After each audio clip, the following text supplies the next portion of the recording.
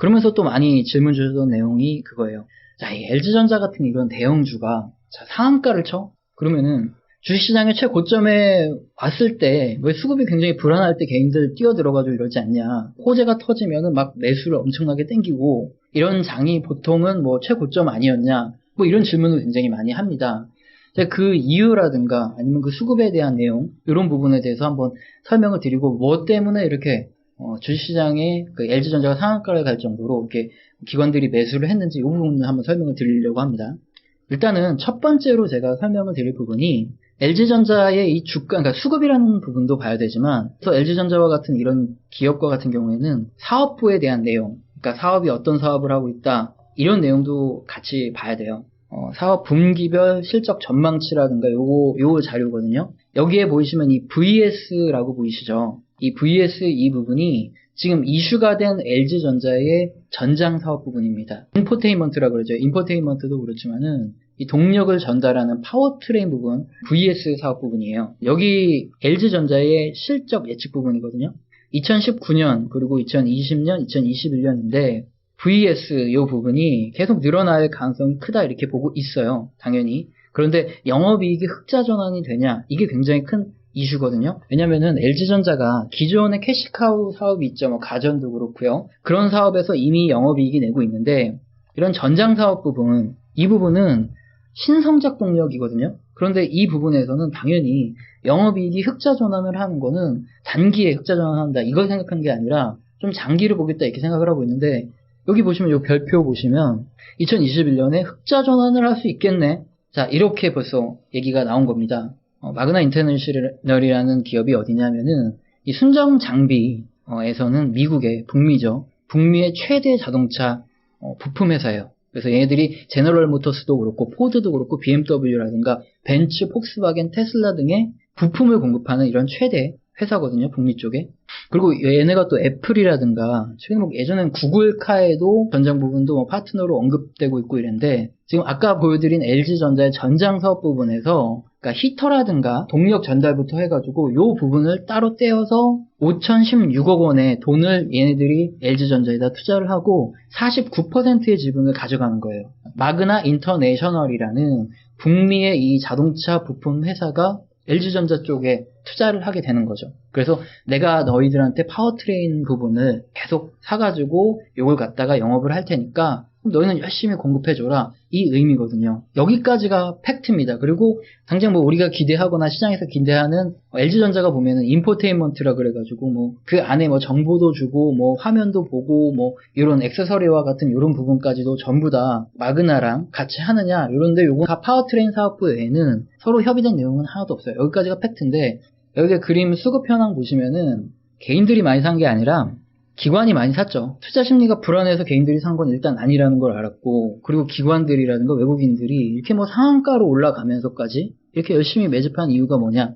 조금 있다가 마이크로소프트의 경우처럼 말씀을 드릴 건데 기관들이 대형주에 대해서 아니면 뭐 외국인들도 그렇고요. 대형주에 대해서 가치평가를 내릴 때는 항상 캐시카우에 대한 부분에 대해서 밸류에이션을 되게 어렵게 설명하면 안 되구나. 쉽게 설명드릴게요.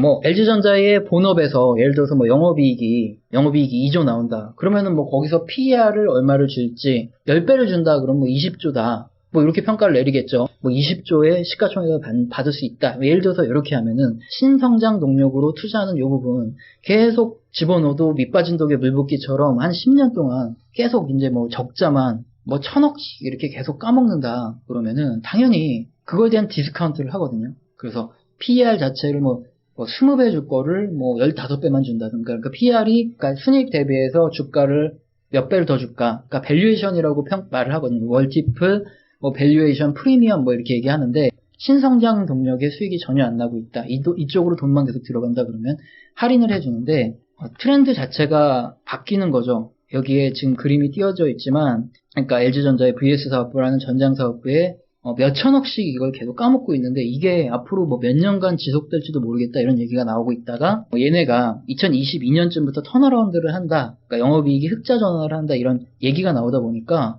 더 이상 얘네한테 디스카운트를 해줄 필요도 없겠고 그리고 전장 사업부에서도 두각을 나타낼 수 있겠네 하면서 그 프리미엄을 확 높여주는 겁니다. PER이라고 그러죠. 그래서 주가가 하루에 엄청나게 올라간 거고, 외국인도 그렇고 기관도 그날 그렇게 많이 샀다. 기관이라든가 외국인들이 이런 대형주를 평가한 방법론은 시기에 따라서 계속 바뀌거든요. 이 부분은 한번 설명을 좀 드리고 가야 되겠다. 예를 들어서 여러분이 좀 철강 기업 같은 경우라든가, 뭐 최근에는 철강이 가격이 올라가면서 메탈 게인이라는 게 발생하거든요. 금속 관련된 이런 기업 같은 경우에는 원자재 가격이 서서히 올라가게 되면은 톤당 100만 원이다. 근데 톤당 지금 200만 원으로 올랐다. 그러면은 톤당 100만 원짜리의 원자재를 매수를 했는데 판가 자체는 2배 오른 그거에 맞게 마진을 붙여서 판매하겠죠. 그러면은 원재료 대비해서 판가가 확 높아지기 때문에 그 실제 이익은 아니겠죠. 변동하는 이익이겠지만 순이익이 굉장히 크게 증가하거든요. 당장 만들어서 당장 파는 게 아니기 때문에 몇 달 전에 매수해온 원재료가 지금 만들어서 제품으로 나가게 될 때 발생하는 그 이익을 메탈 게인이라고 부릅니다. 그렇게 되면은 기관들이라든가 외국인들이라든가 이 친구들 같은 경우에는 원자재 가격이 오르기 전에 그때 주식을 매수를 하는 경향이 강하죠. 그래서 보시면 뭐 포스코도 그렇지만 금속 기업들 대부분이 원자재 가격이 좀 올라가려고 할 때 이때쯤에 굉장히 기관들의 매수, 외국인들의 매수가 많이 들어오면서 주가가 올라갔던 걸 보실 수 있어요. 정유화학 기업 같은 경우에도 동일하게 적용됩니다. 유가가 올라갈 때 우리가 싸게 원유를 가져와서 이거를 정제해가지고 판매를 하게 되는데 유가가 올라가는 구간에는 그 이익도 발생을 하고요. 그 복합 마진이 증가하게 되면은 또 이익도 발생하는데 이 부분 두 가지를 같이 보고 기관들이 원자재주를 매수를 한다는 거죠. 자, 그러면 이 얘기를 왜 드렸냐면은 철강주라든가 이런 기업과 지금 성장주들을 놓고 비교를 할 때 지금 IT 기업들은 연간 똑같은 1,000억의 순이익을 내면은 시가총액은 30조가 넘어간다. 그러니까 철강 기업에 투자하면 5년 이내 원금을 찾는데 IT 기업에 투자하면 30년은 같은 이익을 내야지 원금을 벌어들이는 거 아니냐 이러면서 철강 기업들은 상대적으로 너무 저평가고 현재 IT 기업들이 너무 고평가니까 IT 기업들 주가 떨어지고 철강 기업도 올라갈 거다 이런 논리 펼치시는 분들도 굉장히 많으신데 근데 최근 트렌드가 그렇지 않다는 거죠. 여러분이 마이크로소프트를 보면은 지금 왜 LG전자에 대해서 아니면 지금 성장주들에 대해서 글로벌 투자자들이 어떤 기준을 가지고 가치 평가를 하고 주식에 대해서 평가를 하는지 알 수 있다 이건데요. 마이크로소프트의 경우에 2014년이죠. 2014년까지는 어떤 기업이었냐?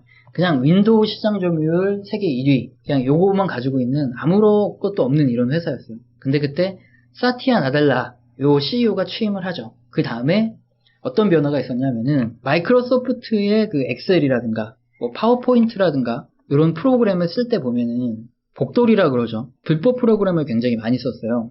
그래서 그게 굉장히 많이 돌아다니고 했었는데 얘네들이 거기서 이익을 굉장히 까먹고 있었죠.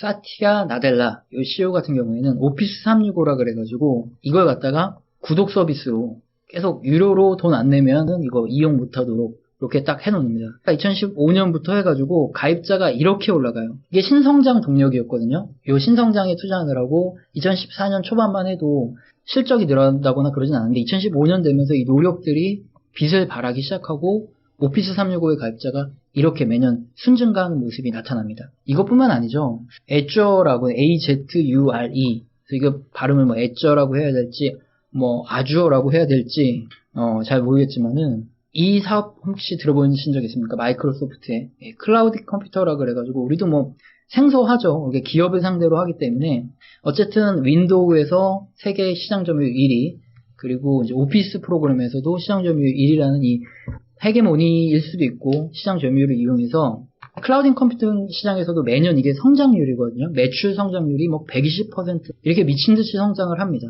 마이크로소프트가 윈도우가 굉장히 좋긴 한데 PC 시장에서 스마트폰 시장으로 넘어오지 않겠냐.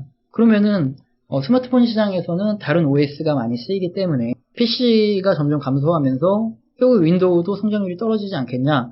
이런 것도 있었고 반독점법 이슈에 걸려가지고 빙이라든가 신저라든가 아니면 윈도우 익스플로러 이걸 갖다가 독점적으로 끼워넣을 수가 없었죠. 그러면서 이제 구글이라든가 아니면 페이스북이 탄생을 한 건데 여튼 그러면서 2014년까지도 별로 재미가 없다가 2014년에 기존 캐시카우가 굉장히 안 좋다. 그럼에도 불구하고 신성장 동력에 대한 이런 기대감으로 2015년부터 주가가 계속 오르기 시작합니다. 오피스 365가 엄청 큰 수익을 내던 시대도 아니었고 클라우딩 컴퓨터가 돈은 많이 들어가는데 또 엄청난 수익이 나오던 시대도 아니었음에도 불구하고 PER, PBR이 24, 30 이랬습니다. 지금 마이크로소프트의 밸류에이션이라든가 이익이라든가 이런 게 어떻게 돼 있는지 보면은 딱 답이 나오실 텐데요. 지금 현재 기준입니다. 마이크로소프트의 PER 같은 경우가 지금 30하고 35 이 정도 수준이에요. 과거에도 30이었고 지금도 뭐 30 왔다 갔다 하고 있습니다. 35일 때도 있고요. LG전자의 본래 캐시카우인 가전 부분, 요거는 그냥 그 부분대로 PER을 평가를 하겠죠.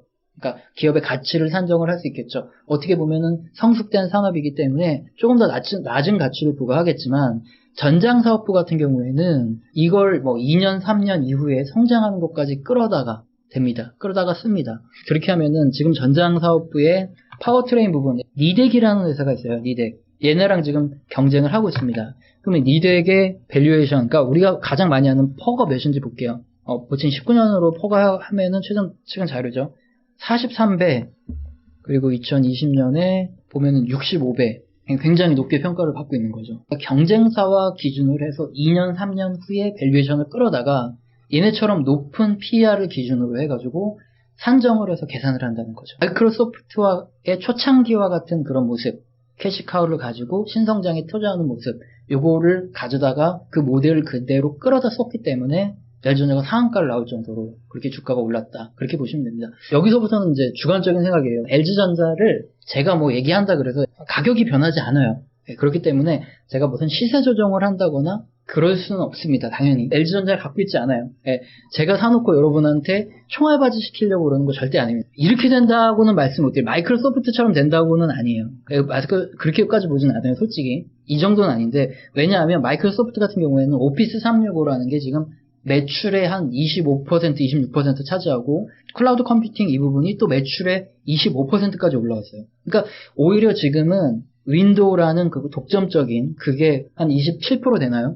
이 정도밖에 안 돼요. 그러니까 나머지 사업 부분이 엄청나게 치고 올라왔다는 거죠. 그런데 이제 LG전자 같은 경우에는 물론 지금 뭐 가전이라든가 이런 기존의 캐시카우가 있죠. 그렇기 때문에 그 부분에서도 크게 뭐 흔들릴 것 같진 않지만 전장 부분이 뭐 안 올라가면은 이제 저한테 욕하시면은 저 자살할 수도 있어요. 저 뭐 댓글로 뭐 네가 뭐 추천해 그게 아니라 정말 장기적으로 전장 사업 부분이 꽤 잘 될 가능성이 있어요. 뭐 1조 매출 나온다. 여기까지는 이렇게 올라가는 건 아니겠지만 그래도 장기적으로는 전장 사업 부분 때문에 어떻게 보면 기존에 캐시카우가 있던 요런 식이죠. 변혁을 일으키는 요 시기처럼 한 요 정도는 가지 않을까. 그러니까 요 정도 이렇게 좀 오르지 않을까, 장기적으로. 당연히 뭐, 상한가로 말아산 다음에 상한가에 들어가는 건 안 되죠. 다시 이제 조정이 좀 나올 것 같죠. 지금 차트를 뭐 제가 잘 보는 건 아니지만, 너무 흥분했어요. 외국인하고 기관이 23일에 너무 흥분해서 LG전자를 막 미친 듯이 말아 올렸는데, 좀 떨어졌을 때 조금 담아두면, 그러면은 뭐, 앞으로 계속 전기 자동차 전장 부분 같은 거 나올 때, 괜찮게 장기적으로 가지 않을까 뭐 이런 생각을 갖고 있습니다. 그게 뭐 제 생각일 수도 있지만 기관이나 외국인들의 밸류에이션 측정 방법이 요즘 트렌드인 측정 방법이 그렇기 때문에 그런 식으로 주지 않을까, 기관들이 움직여주지 않을까 그렇게 생각을 하고 있다는 거고요. 물론 뭐 절대 많이 사면 큰일 나죠. 다른 좋은 종목들이 너무 많아요. 조금 이따 또 말씀을 드릴 거예요. 그러니까 좋은 산업과 좋은 종목이 그거 말고도 너무 많아요. 그래서 지금 뭐 LG전자를 저 같으면 좀 살지 안 살 것 같아요. 저는. 근데 만약에 누군가가 물어본다면이죠. 근데 저는 다른 거 살 것 같아요.